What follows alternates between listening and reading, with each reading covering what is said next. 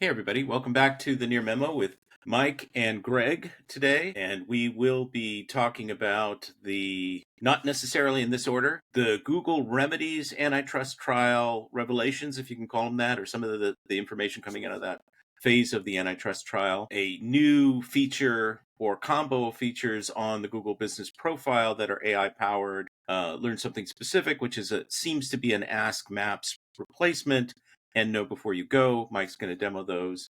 And then we'll be talking about kind of the state of Siri and maybe how these new XR, AR glasses are kind of factoring into the future of local. We'll see if we get to that. But we're gonna start with Mike and his discovery of a new AI feature on the profile page, Know Before You Go. So Mike, you're gonna show a demo of that. I am just checking to see if you can see my screenshot. Yes, You yes. can. All right. So, as people know, Q&A disappeared several months ago from the homepage of search on brand searches. It's still in Google Maps, and it still shows up in the Google Business Profile dashboard, but it doesn't show. Q&A does not show on the homepage. It appears that they are replacing that with a feature called Learn Something Specific, which allows you to, it sometimes pre-generates questions, but it also allows you to ask anything you want. Now, Learn Something Specific is more common. It is being tested. It is more common on restaurants and small bricks and mortar. We're not seeing it at all in, say, legal, for example.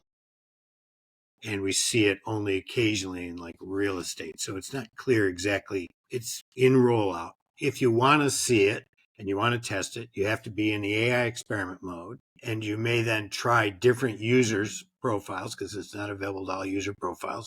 And you may try different mobile browsers. This mobile browser is Chrome emulating an iPhone on my user.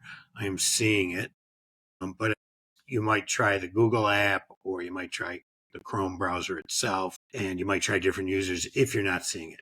So this has been around since October. It is increasingly available. Sometimes they pre-populate questions about Learn Before You Go, but not always. Sometimes it's just the question box where you can ask virtually anything. The new feature that I just discovered this week is another generative AI experiment that is Know Before You Go, which are statements. They're not questions. Sometimes there's one, sometimes two, sometimes three, four So is it the looks most. like a carousel. The questions uh, are linear, right? So these are all under the Know Before You Go. Returns happens to be open on default. Oh, I see. That's okay. So it's not actually a carousel. It's just the one that was open when I came to it. And there you then have the Know Before You Go about returns. This is not a carousel beneath it. That's a carousel. It is a carousel, but I've only seen two elements in it as sort of citations to make the point about it. And then sometimes they use the website, sometimes they use, now here's reviews and there's more, right? So this particular Know Before You Go is same day shipping. Presumably about reviews specifically about same day shipping. One presumes, let's see, received my item in 24 hours, extremely well packaged and tracking. So at least related to it, yes. A special delivery. So words that relate to shipping. Custom rings, Instagram comment noting the specialization in custom diamond bands from their website, Instagram, a review. So it could be, you can see it mixes the sources, and then customer service. Know Before You Go can be instead of Learn Something Specific, in addition to, it may be high up on the page, it may be low on the page. It's a new feature.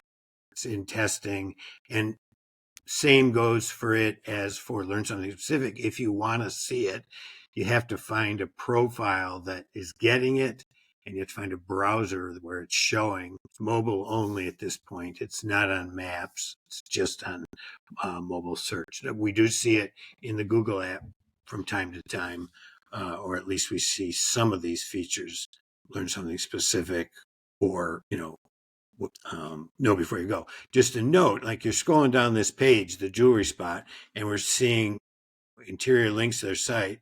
And then this doesn't stand out particularly well. It's just more questions about it and then the ability to ask. So it sort of blends into the interface. The know before you go is a little more obvious because sometimes the box is open, but it isn't always. Here's a very small restaurant in my town where I do some pro bono work for them. There, to Learn Something Specific is just a question. There's no pre-populated things.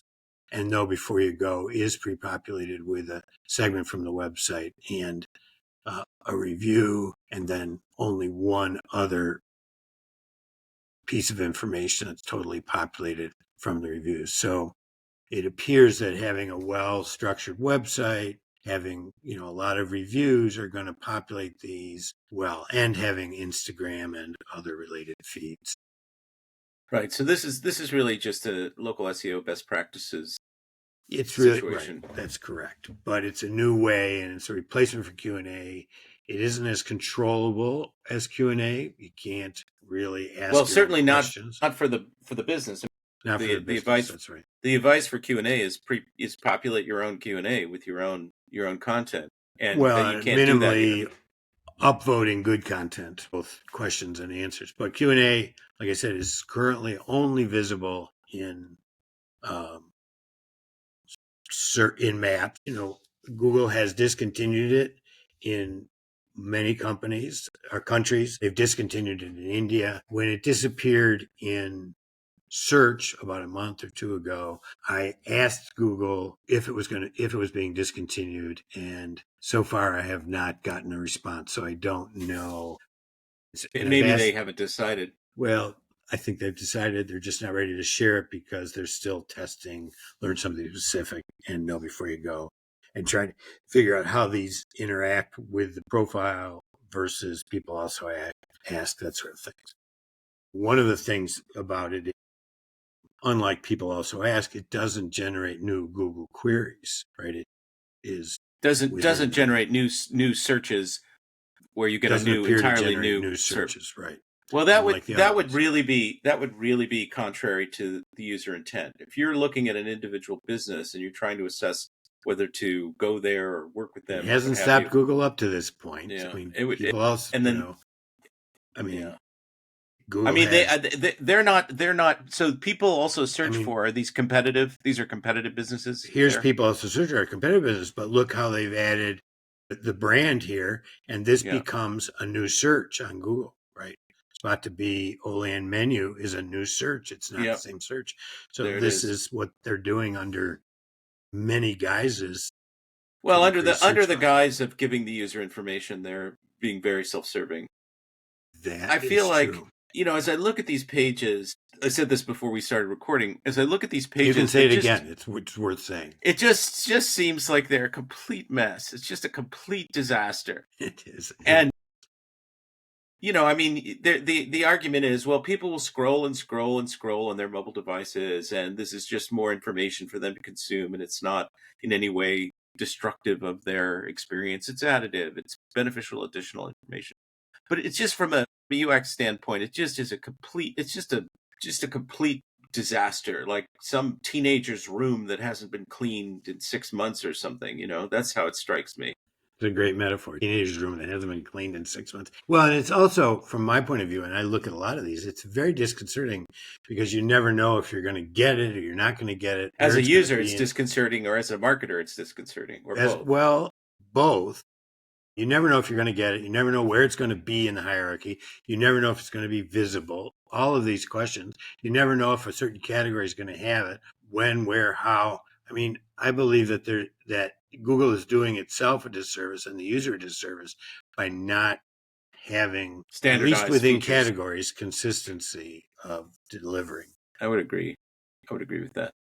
I'm going to Okay. stop sharing. All right. So let's move on now to the remedies phase of the default search Google antitrust trial. So as you may recall, Google in 2024 was found to be an illegal monopoly in search marketing. They deferred the briefing and trial phase, the remedies phase, to this year, which is now going on. It's been going on for several days now. And then Judge Mehta, who is presiding in I think at DC over this trial, will take all the evidence, all the testimony, and make a ruling on what remedies to impose by August. So we still have a long time to wait to see what's going to happen. And the DOJ has asked for a bunch of stuff. I'll just very quickly kind of paraphrase what they're seeking. Google is seeking very tepid remedies, of course, nothing structural, nothing dramatic that would truly impact its competitive position. The DOJ, which transitioned from the Biden administration to the Trump administration, has largely pursued a consistent approach here. They haven't let Google off the hook, which some people were thinking they might, because Google was sucking up to Trump with the inaugural donations and other things. But that has not changed their posture with respect to this portion of the trial. So they want Google to sell Chrome. They want Google to share its search index and other data, queries, click data. And they also, as a fallback, if these things, and there's other stuff that they're looking for around some things around AI, they pulled back from a stronger position around AI, but they still have some masks there. And then if none of this stuff works, they want to fall back onto a potential Android divestiture, meaning selling Android, spinning out Android. Google has pulled out every argument it can imagine that anything that you do to Google is going to hurt small businesses, going to hurt the U.S. economy, going to hurt the competitive position of the U.S. vis-a-vis China. It's going to compromise the consumer experience and data security, and it's going to ruin the Chromebook ecosystem if you sell Chrome. And the judge has so far not tipped his hand, although he seems to be somewhat skeptical of the sale of Chrome. He's saying you need to establish a direct connection between Chrome and anti-competitive behavior and harming the market. But he is apparently sympathetic to, I'm not in the courtroom, obviously, I'm reading this secondhand. He's sympathetic to Google sharing data, which it does in Europe, or it's supposed to be doing in Europe, with competitors. What's interesting, and I'll be quiet in a second, some of the things that have come out of the testimony so far that are interesting, one of which is that OpenAI is interested in buying Chrome if Chrome is made available, part of their effort to create a distribution ecosystem around their product. Google is apparently using its old playbook, exclusive payments, or payments for exclusivity for distribution. They have a deal with Samsung where they're paying for Gemini to be pre-installed on Samsung handsets. And Perplexity testified that they'd been shut out. They had approached Samsung about this, and they had been shut out of I don't know if it was Samsung in particular, but they've been trying to get some of these pole position placements on mobile devices, and Google has essentially shut them out using payments to block competition. And also another interesting revelation was, I forget the testimony, I think this was Sissy, I'm going to botch her surname. I'm not going to say it because she used to be the Google Assistant lead and she's been replaced, featured in a Wired article about Google's sort of AI comeback. But basically she said, she's a VP level person, she said that Google has seen some query erosion or some loss of search activity, but in a purely informational context to ChatGPT, presumably, around things like homework and stuff that's sort of marginal to their AdWords business. So she said there's been to me, the statement itself belies the whole indexing the world's information. Of course. And two, belies their need for habitual use. I mean, people don't like going the cognitive load of choosing where to go to get the best answer and then having to go there. Well, that's why Google has been successful to date. Correct. And right now, I have to say, gee, am I going to go to ChatGPT or Perplexity or Google? I default to ChatGPT because I'm paying and I've been very happy with the results. And the types of queries I'm doing are, I'm interested. I did this for Aaron Wyke at Lead Front the other day. I said, show me the most popular small business and legal podcasts and tell me whether they accept guests, who to contact, what their contact information is, and help me write an email to contact them, pitching Aaron as a potential speaker. And, I don't know if it's accurate or not. I haven't checked, but it did a pretty good job of it, right? Yeah, And it's this, pretty amazing you can do that, and it condenses all of that. In the absence of ChatGPT, that's a lot of research on Google. a lot of research. And I did a similar one in Perplexity, and it did equally well. And I don't see how I could have accomplished it with anywhere near the efficacy on Google. And so You could not have. the point is, people prefer, though, not to have to make those bifurcated, I think, Well, decisions about where to go. I think what's going on, this is something that I have a little bit of research insight into, and this is also my theory, that, and seemingly supported by this testimony, is that people are asking general questions. There's the sort of deep research stuff that you can do on the AI platforms, but people are asking general informational questions, and they're interacting with the results on AI. And then they're doing commercial lookups, brand queries, navigational queries, maybe transactional queries on Google. And Google seems to be saying we're still in control of all of that stuff, although there's been some erosion at the informational level. And I agree with you that people don't want to have to add complexity to their lives. But at the same time, if you sort of draw a bright line, this is where I do all my learning over here on AI. And then I'm going to go to Google to, find the air purifier or book the hotel or whatever it is. But reality belies that, because reality is this complicated mess. Let's say, like, I traveled to Santa Fe, and so I was looking for certain, things to do and types of restaurants. And I used ChatGPT for it. So both for the big picture, like, what are the things in the area that allow me to go hiking, and what are the restaurants that are perhaps a little quirkier with a more unusual food. So the big information query blends into a restaurant query and ultimately cuts Google out of that equation, at least until such time as I'm getting ready to actually check to see if they're open or to make it a reservation. I then go to Google. Google will then probably claim Last click. last click, but still, it cut Google out of 2/3 of the things because the Google stuff is still too messy. Right. So what I'm not saying is that people won't expand their ChatGPT or Perplexity or Grok Right. or I think Claude Google's usage. at more danger of it than the other, of people going to Google. Yeah, I think as one of the things that also came out of the testimony at trial, the Remedies trial, was and I don't know off the top of my head who made this statement, that search, ChatGPT's perspective or OpenAI's perspective, is that search is a very important component of their service.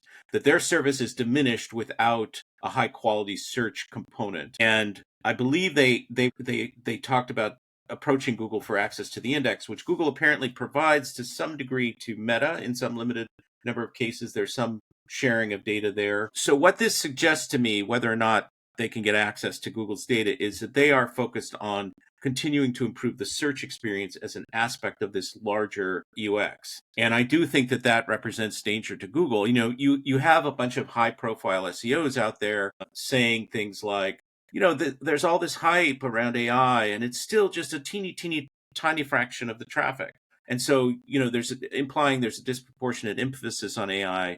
But I think that, Google has treated AI and ChatGPT in particular as an existential threat. And I think they are right to. Now, some of the things that they're doing are anti-competitive, paying for exclusive distribution, trying to block competitors from access to those partnerships. The first time, at the risk of sort of digressing too much here, the short version of what I would say is that there was a and I'm blanking on the name now because it was it's like 15 years ago. There was a company run by a guy named Ted Morgan that was the first to compile and cell tower triangulation database. It was cell tower triangulation, which is how they used to do mobile device location, GPS and cell tower. So they would, figure out where you were vis-a-vis the location of cell towers, and that was a simple database of locations, and then give you, how they would figure out your default location.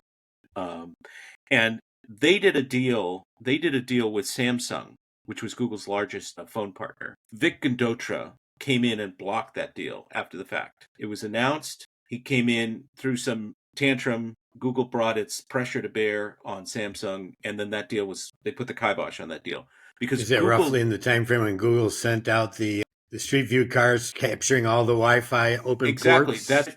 That's precisely why they did it. Or one of the reasons, one of the primary reasons, the Wi-Fi gate sucking up all kinds of private information. They stopped doing that, and they needed this location data as part of their whole mix of data inputs. And so they did this totally, I mean, it's called tortious interference with contract, totally unethical interference with this other relationship that had been, to my knowledge, already struck.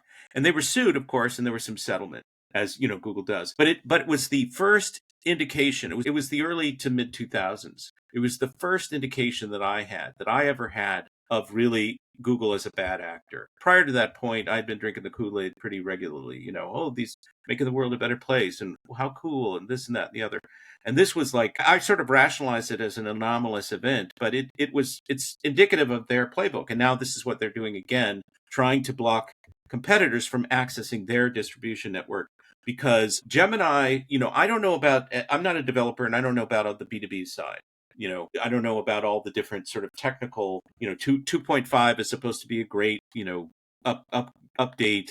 But from a consumer experience, from a user experience, as somebody who uses all the major AI tools, including Gemini is an inferior product, and they are using their distribution, Workspace, Android, these exclusive deals like they have with Apple for default search, as a way to impose Gemini on people. It's not being freely chosen. I mean, it is in some cases. It is being chosen in some cases.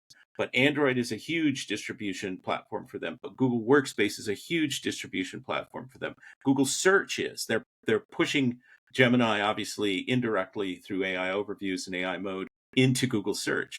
From a practical point of view, like from a marketing and SEO point of view, though, I would say the following, and that is that Google has a domineering market share. Even if they're cooking the books on the query numbers, which we think they are, they still have a dominant market share. And this conversation is going to take 5 years to play out, or 10. And in that 10-year time frame, what I believe we're going to see is a transition to a new type of some sort of interface to the internet. We'll talk about this next. But in that transition, all of the questions that we have now about search and how it works are largely going to be supplanted by an AI-driven world of query and response and limited response. In other words, we're not going to have the screen in front of us. We may have a small screen on our ear. We may have the audio, but we're going to see, we have to make this. So for all of this to play out, it is likely both a software evolution and a hardware revolution or evolution that's going to be occurring. And we don't know who's going to bridge that the best, right? So for now, marketers just need to do as they've been doing, more or less, because Google is stealing ever more or deferring ever more traffic, particularly, so I'm not sure that marketers need to worry today. I mean, well, I'm not arguing just for from that. a practical point of view. Yeah, and I know you're not saying that. Just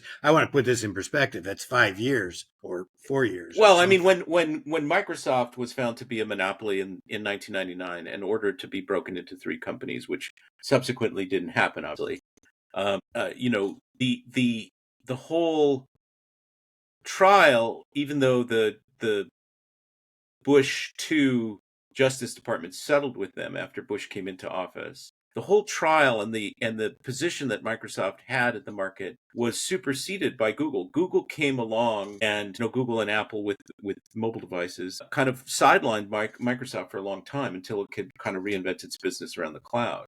And it was sidelined because there was a shift in the computing paradigm, and they were still trying to push the Windows sort of metaphor into a tap environment. It didn't work. So they didn't make that bridge successfully because they hung on to their old way of doing it. They missed mobile, right? They missed mobile as a result. And they didn't, go ahead.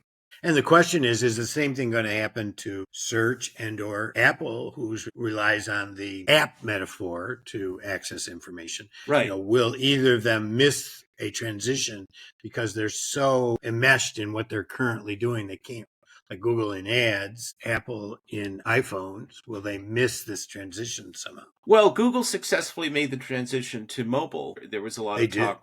Right.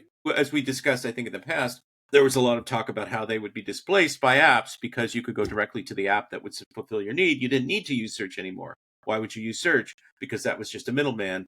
But Google obviously made the successful transition by using Android and modifying search for mobile and using its resources to be the default search Right. engine. But search is a better bridge to mobile, certainly, than Windows is, right? Yes. And the Yes. keyboard. I mean, search, there's two ways to think about search. You can think about search as a product, the Google SERP, the Google search box, the way the SERP is laid out, AdWords, and so on and so forth. Or you can think about it as a mechanism by which users access information. In that larger kind of more metaphorical context, if you will, search can be anything. It can be a chat interface. It can be a voice interface. It's a directional query. I am looking for an Indian restaurant near me. I need to find a new dentist. I need somebody to repair my air conditioning, whatever. The user intent will remain consistent, constant. The mechanism of information retrieval, or the UX, the UI, will certainly change, as you say. I think there will be I totally agree, there's going to be a much more conversational experience there, and there will be new ways to access it, which we're seeing in the form of audio only, Google's recent demo of its new AR glasses, the Meta glasses, and then there's the whole phenomenon of agents, which is what you sort of described with your trip. Agents can go out and do a bunch of stuff for you and bring it back and give you, replacing 5 or 6 steps I along still the don't way. trust them to book for me, but Well, that may come or it may not, but right. but the idea that I can ask for a lot of information, a multi-step process, and walk away from my computer and come back and there's the information, and it's pretty good. There's inaccuracy certainly, and there's some weaknesses, but just kind of at a high level, the time savings and the efficiency is significant, and I think that becomes, you and David always talked about, or maybe you were the one that was the source of this. Google is your homepage, or the Google Business Profile is your homepage, right? So Well, I highlighted it. I don't think I was the original source. All right. I Well, built it on the regardless. shoulder of giants. So yes. Okay. All right. Regardless of the source of that, the notion of AJ these. Cohn, I think, spoke about it before me, and I'm not sure where he got it. The notion of agents kind of retrieving information and you not going to visit so many websites, not having to look at websites, not looking at ads, but asking, maybe at the very end, you look at a couple of websites if you don't trust the booking. That has some pretty profound implications, and is the kind of logical extension of that notion of Google as your homepage. The notion that you're just delivering data to a machine, and the machine is serving, you could imagine that the chat AI interface swallows the entire internet, that you just don't go to other websites except in very rare occasions, because you're getting all of your needs met, whatever they are, through this chat interface. You can see sources if you want to click through, but you come to trust it enough that you don't really do that very often. And you just, at the very end, you do some sort of transactional thing. I mean, that is one scenario. And certainly in a glasses context, or an AirPods context, or a watch context, you can't look at websites. You can't look at a bunch of websites. I've got a Google Home, device in my kitchen, and I ask questions about cooking sometimes. What can I substitute for this, or what is the conversion for that? And 7 out of 10 times it says to me, I don't know, but I found this on search. And then it takes me to a web page, and I have to go up to the thing and scroll through it and then read it. That's not the experience I want. No, I want the answer, right? This is what Google said it was doing when it introduced universal search way, way, way, way back when. That people don't want 10 blue links. They want answers. They want content from more places, and they want answers. And Google has been sort of riffing on that for a long time, with much belly aching from everybody else. But I think that that's a true statement. And ChatGPT and AI conversational search make that even more true. It's a way to get an answer to a complex question much more efficiently than sifting through 50 spam-filled, websites that Google's going to serve up to you, plus advertisers. As always, everybody, thanks for listening. Tell your friends. Subscribe to our all-access newsletter, and, keep on trucking, as they say. Well, and also we want to thank Ask for Transparency for their previous 3 months of sponsorship. We really appreciate it. And if Yes. you are interested in sponsoring our podcast and our newsletter at some level, just reach out to Greg or myself via the contact form on our website. We'd love to hear from you. So thank you very much for Absolutely. listening, and we will see you next week.